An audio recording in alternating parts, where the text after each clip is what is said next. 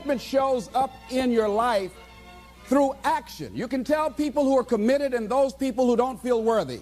The people that are committed are busy doing it.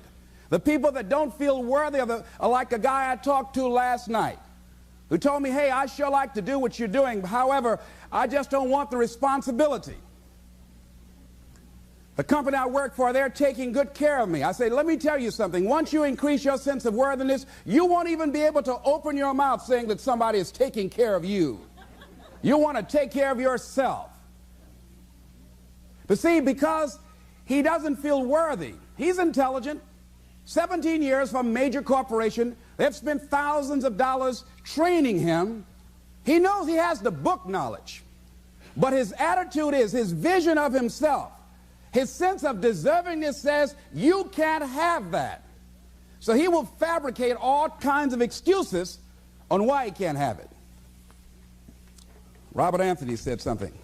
Robert Anthony said that you can only have two things in life: reasons or results. Notice, reasons don't count. I like that. Folks will always point out reasons on why they're not living their dream, on why they're not manifesting their greatness. They will always be able to point those things out, but none of those things count. The only thing that counts are results. And results don't lie, ladies and gentlemen. They tell it all. Judge a tree by the fruit that it bears, not the ones that it might talk about, not the ones that it might wish for or think about or affirm about, but the fruit that it actually bears. So let us look. I think that all of us are committed, but I think that some of us are producing results in our lives that level of commitment brings that we particularly don't like or find distasteful. I don't think that as a participant in life, you cannot be committed. You're either committed to mediocrity or you're committed to greatness. You're either committed to being productive or you're committed to being non-productive. You're committed to being happy or you're committed to being unhappy. See, whatever you're doing, however you spend your time, that tells you who you are. So think about what it is you like to create in your life experience. Once I look at how you commit your time, once I do an evaluation on how you spend your time, I can tell you exactly what you're committed to. People that say they have dreams or want to open a business or want to do something differently than what they're now doing, they don't like their jobs, they're unhappy, they're unfulfilled. People who say they want to improve their income level, look at how they spend their time. How they spend their time, the commitment of their time, how they use that will really tell the truth. People who said, I'd like to do better, but you don't find them in vocational or technical schools upgrading their skills and their knowledge, how they spend their time, that will tell you what's going on. People who say they want to normalize their weight, they want to be healthy, but every time you see them, they're eating, that will tell you that they're committed to being obese for the rest of their lives. People tell you they want to stop smoking and they're lighting up at that time. Folks that say, I want to stop drinking, and every time you're in their face, they're reeking with alcohol, that will tell you what's going on. Don't have to listen to what they say, just watch what they do. Commitment shows up in your life in what you do. On the other hand, you can make the commitment to your life that you don't like the results that you have and that you're going to do something about it. See, that power is available to all of us. People who look at life and decide, I want something different for myself. Carol Hatfield, Carol, who lives in Detroit, single mother, decided that she wanted to go into her own business, did not have enough money to do it. She wanted to have a health food store. She sold her car and used the money to start in a little storefront, a little hole in the wall. She rode to work on a bicycle. And then when she got enough money, she bought a motor scooter and did that for a long time. She's now a very successful person. She now has 3 health food stores. She said it was hard, it's a struggle, Les. She said, but I did it. She said, I made the commitment to do it, and I did it. Why is it that people are frightened by commitment? Because when you say the word commitment, that intimidates a lot of people. Why? Because it means you have to deliver. See, most people, you ask them, hey, look here, I'd like for you to do this. And they'll say, I'll try. I'll try means that is my escape clause. when I don't come through. It's really a polite no. I don't have the courage to tell you no, so I'll tell you I'll try. Hey, look here, I need you to come to this meeting. I'll try. I say, what do you mean? You're going to lean toward the meeting? Try and sit down. You either do or you don't. Try and take this pencil out of my hand. You either do or you don't. There's no such thing as try. So most people like to use that language. They don't want to commit themselves because commitment means, among many things, no excuse is acceptable. That's what it means. No excuse. That if you decided that you're going to do this, if it becomes hard, then do it hard. If it's difficult, so what? If it's inconvenient, so what? See, a lot of people made a commitment to come here tonight, but they looked outside and said, it's raining. The temperature dropped. It's cold outside. And they decide to give up on their commitment. And that's how people do about their dreams. They don't honor their commitment to themselves. Let me tell you what happens when you don't keep your commitment. Number one, it begins to deplete your self-esteem and it erodes your self-image. It weakens your faith in yourself. You don't feel good when you don't keep your commitments. The other thing is that you begin to develop weak relationships with people. People begin to realize they can't depend upon you. They can't rely on you because you won't keep your word. You've established that kind of reputation. Just think, what would your life be like if you decided to keep your commitments? What will all of our lives be like if we decided to keep our commitments? That we decided to do the things that we said that we were going to do. That we wouldn't even speak it unless we were going to do it. If we decided just for a week, just see what your life can be like. Just let's do it for a commitment to make it a 7-day commitment that I won't say I will do anything unless I'm going to do it. And find out what your life will be like. Let me tell you what, if you follow it through, if you keep your commitment to the commitment, at the end of the 7 days, you'll feel strong and powerful. Because by honoring your commitment, each time that you do, that empowers you. Whatever discipline that is required. Whatever it is that you must do. So I'm suggesting, number one, commit yourself to live in the present. I saw the movie, The Dead Poets Society, Robin Williams, and they had a line in there, seize the moment. Many of us are not able to move forward and develop and manifest our greatness because we spend so much time looking back or worrying about the future. Seize the moment. See, you cannot go into the future and manifest your greatness when you have various things in your life that's blocking you. Let's look at how we can begin to keep our commitments. Remembering what Dr. Robert Anthony said about results. When you keep your commitments, you're able to produce some different kinds of results in your life. So how can we keep our commitments? And do we keep all commitments? No, we don't. You will not be at 100%. However, you will have a greater percentage rate of maintaining your commitments to yourself, whatever those things might be.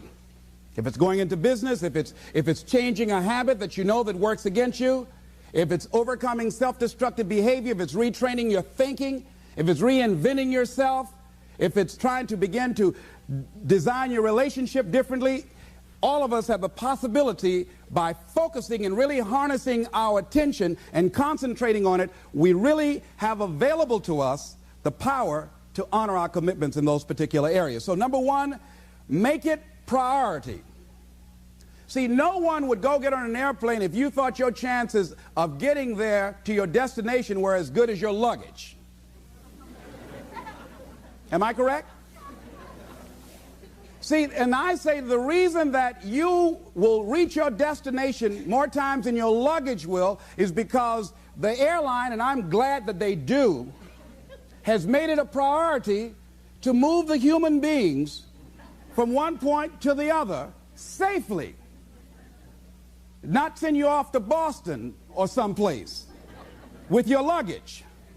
So I'm not really upset when my luggage doesn't show up. I'm glad they delivered me.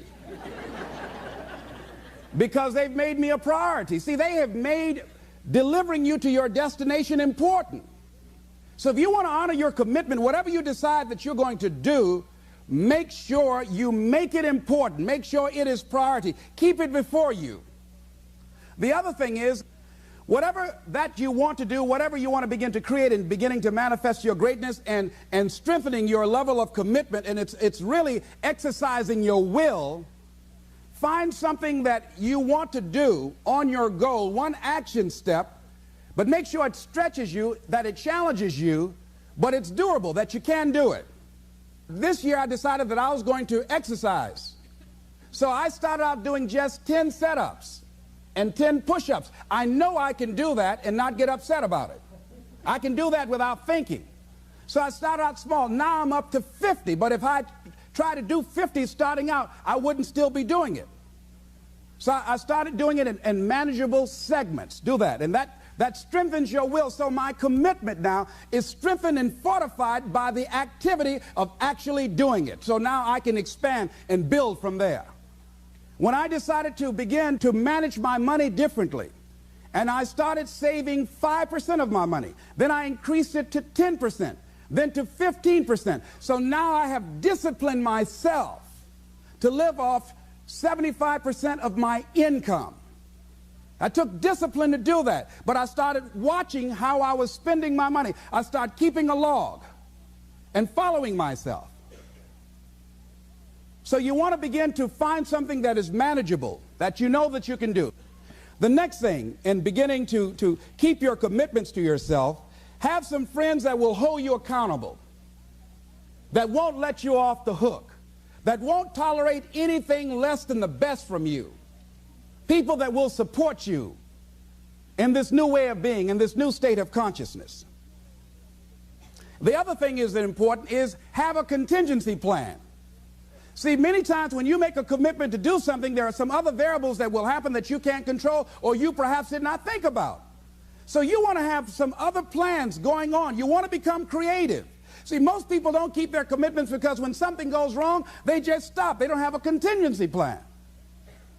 So they don't know what to do next. Start being creative. If you challenge yourself, many times we say, I don't know what to do. And I always ask myself, but if you did know what to do, Les, what will it be? That activates another part of my mind. I start thinking about the possibilities and just experimenting. But many of us just stop dead in our tracks. I don't know what to do. You do know what to do. You've got genius in you. Challenge yourself. Push yourself. Make yourself come up with something. Use your imagination. And what you will find is that you know more than you realize that you know. That you're more creative and more resourceful than you realize that you are. And as you do that, the more you do it, the easier it will become. At first, it's going to be a struggle. And after you get into a certain level of consciousness, you will ask yourself, how is it that I didn't see this before? At the level that I'm managing my business now, they say consciousness is what we are. I literally look at myself and say, how is it that I didn't do this before? Why is it that I couldn't see this before? And the reason that I didn't see it before, because I didn't challenge myself. I didn't put myself out here. See, the reason that most of us go through life never discovering our true greatness, literally walking, breathing corpses, the uncommitted life isn't worth living. Why? Because it doesn't produce anything. See, you only make things happen. Your life only counts. You only make a difference when you are committed. When you make a commitment with your life. That's the people that make a commitment with their lives. The people that make a commitment to their customers. The people that make a commitment to their families, to their relationships, are the people that make the greatest impact in life. What is commitment? Commitment is the salesman who says, look here, I'm going to make $1,000 today and I'm not going home. You can turn the lights out. The janitors could be here running the vacuum cleaner. I'm not leaving here till I do it. I used to be a door-to-door salesman. I had X number of TVs. I had a minimum amount that I knew I had to sell every day in order to provide for my mother, who was ill at the time, who had lost her job at the M&M cafeteria because of arthritis. And I said, I'm going to go door to door, and sometimes I would not come home until 1 o'clock at night, knocking on people's door, people closing. What do you want? Would you like to buy a nice working month's television set, no money down? No. What about an Emerson TV? No. Thank you very much. Do you know anybody else that would be interested? No. Thank you very kindly. Knock on another. Hello? Would you like to buy a nice working television set? No money down? No, get away from our door. Thank you very kindly. Do you know anybody else who would be? Yeah, my cousin, he lives 2 doors down. Thank you very kindly. I tell him you sent me. When I heard your cousin told me that you wanted to buy a television set, told me to come here and talk to you, we got a special discount for you. Yes, come in, I'm interested. I would just keep right on. I would not go home until I did it. It's an interesting thing, ladies and gentlemen, that when we put ourselves in a situation where we say we're going to do it, it puts you in another zone where the universe responds to you. When you have that kind of consciousness, see, the universe responds to the man or woman that refuses to be denied, because that is your commitment. That business that you want, that book you want to write, that dream that you have of controlling your destiny, that is yours. That power to create that and to manifest that, that is yours. That's available to you. But you've got to be willing to stand there and face disappointment, not have support, be lonely, doubt yourself sometimes, be rejected again and again and again, become bankrupt if necessary, again and again and again, and refuse to turn around until life gives it up. Nothing can resist a person that has that kind of commitment. The people that have made a difference on the planet. When John F. Kennedy said, we will go to the moon in the next decade, he spoke it. That was a commitment, and people shared that vision. People bought into that. We've had all kinds of examples in history where people have made declarations, who have committed their lives to bring about a difference. There are people who are taking a stand today against hunger. I guarantee you it will be a part of our past at some point in time. Someone took a stand against polio. It no longer plagues us as it once did, because someone said, it is my commitment to eradicate it from the face of the earth. Someone made the commitment. The reason that we're here and enjoying the democracy that we have, someone made a commitment that whatever is required, if it means that I die. I remember Paul Robeson, here I stand, for I can do no other. And that's how you must be. Commitment means standing up for your life. It means honoring yourself. It means beginning to say and to see and recognize your alignment and oneness with the universe, and that you are a channel for life to express through. And we short-circuit it with anger. We short-circuit it with fear. We short-circuit it with envy. We short-circuit it by being lazy or apathetic or giving up easily. Why? We say, oh, it's too hard, it's too hard. We don't challenge our spirit. Ladies and gentlemen, there's nothing as powerful as the human spirit. You can't destroy it. You can pervert it, but you can't destroy it. I was reading Man's Search for Meaning by Viktor Frankl. What a powerful book. I'm reading it now for the 7th time. And he gives so many graphic examples of the power of the human spirit. And so what are some of the things that can fortify us and give us the kind of inner strength that will allow us to forward ourselves into the future by manifesting our commitments? Number one, commitment means in some cases going back to school, getting some training, sitting up in classes with people younger than you, putting yourself in a position where you don't know and that is awkward and uncomfortable, but because of your commitment to develop yourself, or to go back to school to get a high school diploma or to get a college degree, that it doesn't matter, feeling dumb and saying, what am I doing here, sitting up in some boring class? Commitment could mean a lot of things. It could mean that you begin to go back. You got to back up sometimes. It means to back up and not give up, to regroup, back up and regroup and come back again. Because life has waylaid you, because you got knocked down. I know when I was working on my dream, there were times I lost my house at one point. I lost my car. I was broke. My credit was bad. I was sleeping at different friends' houses on their couch or on the floor.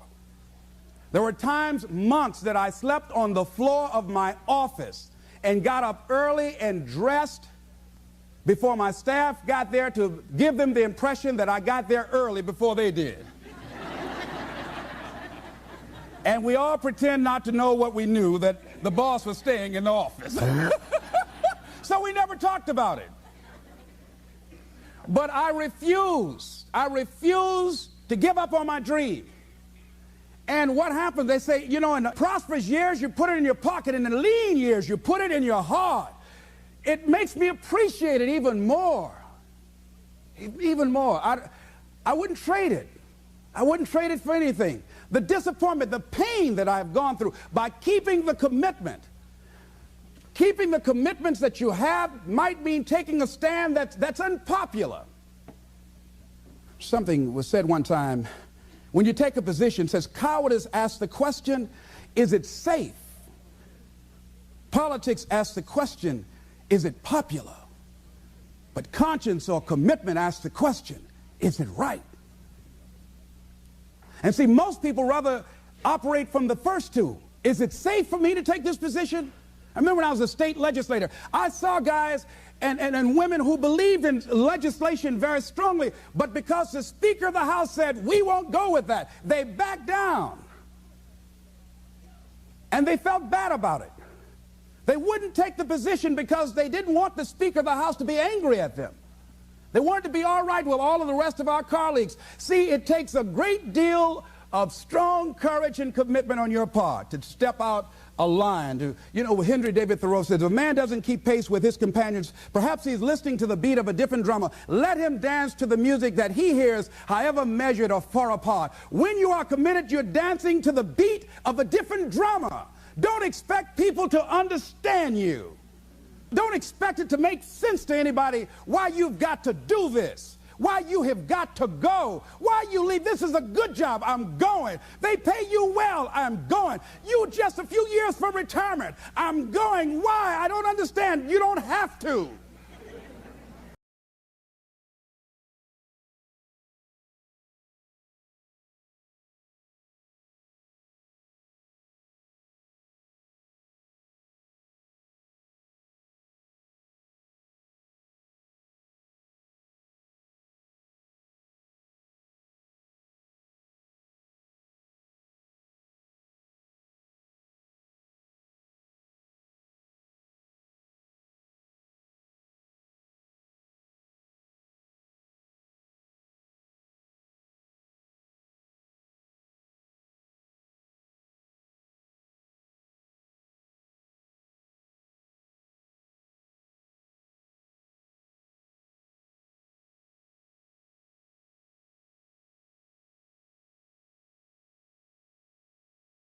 Work. Here's what I suggest. Number one, that does happen. So take total responsibility for it. Just own it. Don't make any excuses on why you gave in or why you didn't come through. Just own it. And face the flak, whatever it is. And stand up inside yourself. Next thing is, assess the situation. How did you get here? What happened that you broke down, that you had a breakdown and you surrendered? What happened? What was going on? See, when I used to go on a diet, and I no longer do that, I've made a commitment to a healthy lifestyle. I used to eat up until 12 midnight on Sunday. Anything that wasn't moving. And on Monday, I would get up and eat a fruit, light fruit breakfast, and for lunchtime, I would fix some broiled chicken and meticulously peel the skin off and eat the chicken and then eat the skin.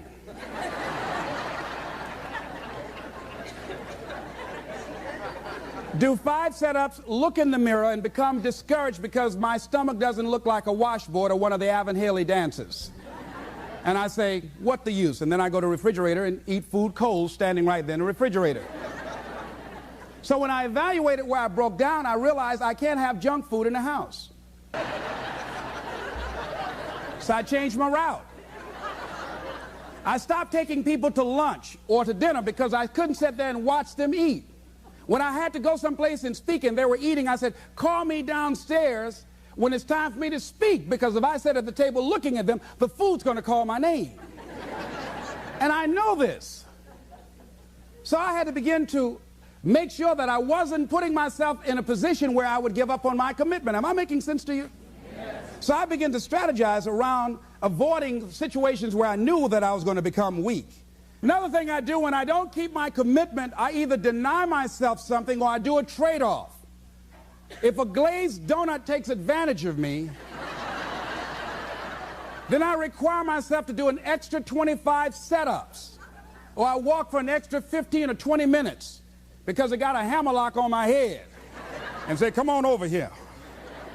So you might have to deny yourself something or do a trade-off. Do something that will offset it. The other thing is, start again. So what? You fell flat on your face. So what? Start again. Learn from the experience and start again. Don't count yourself out. Don't sentence yourself to a lifetime of being miserable, a lifetime of being broke, a lifetime of being unhealthy, a lifetime of being in a relationship that is no longer fulfilling to you, a lifetime of working on a job that does not bring you satisfaction, that's not giving you the creative urge that you need and that got to have in your life that stimulates you. Don't sentence yourself like that. You are a human being. Don't volunteer your life that way. Your life has too much value to the universe. You've got something to contribute. You've got something to give. And so what if you make a commitment and you're not able to do it like a pro? That you're not good as everybody else. Live in the moment. I like what this says. Look to this day, for it is life, the very life of life. In its brief course lie all the realities and verities of existence, the bliss of growth, the splendor of action, the glory of power. For yesterday is but a dream, and tomorrow is only a vision. But today well lived makes every yesterday a dream of happiness, and every tomorrow a vision of hope. Look well, therefore, to this day. See, if we just start enjoying where we are, if we make that kind of commitment to enjoy where we are, to experience the experience of life where we are, to do all we can right now where we are. Forget about the mistakes yesterday. Forget about all your failures yesterday. Forget about what you don't have. That's not important. Only thing that we have is right now. Right now, right now. And I say that life is calling on you to call forth on that. The optimists, which I think one of the most positive groups in the world, they have something called the Optimist Creed, and I like, it says promise yourself. I changed it to commit yourself because I think that commitment has more power than promise. It says commit yourself to be so strong that nothing can disturb your peace of mind, to talk health, happiness, and prosperity to every person you meet, to make all your friends feel that there is something in them, to look at the sunny side of everything and make your optimism come true, to think only of the best, to work only for the best and expect only the best, to be just as enthusiastic about the success of others as you are about your own, to forget the mistakes of the past and press on to the greater achievements of the future, to wear cheerful countenance at all times and give every living creature you meet a smile, to give so much time to the improvement of yourself that you have no time to criticize others, to be too large for worry, too noble for anger, too strong for fear, and too happy to permit the presence of trouble. Commit yourself to these things. Isn't that powerful? What a commitment to make with your life. Commit yourself to stretch, to get outside of your comfort zone and not be concerned about what people think about you, because they're thinking it anyhow.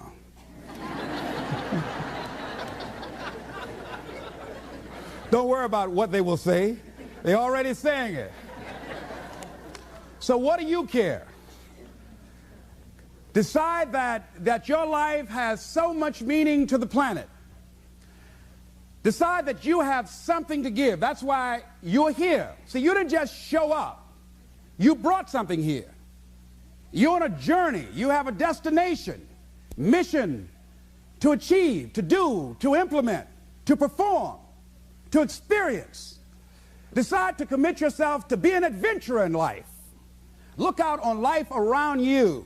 Look within yourself and say, where is it in my life that I need to make a commitment right now? Where is it? That it might be for your health. It might be to be a happier person. It might be to make a difference in your community. It might be that. Where is it? I say that Commitment shows up.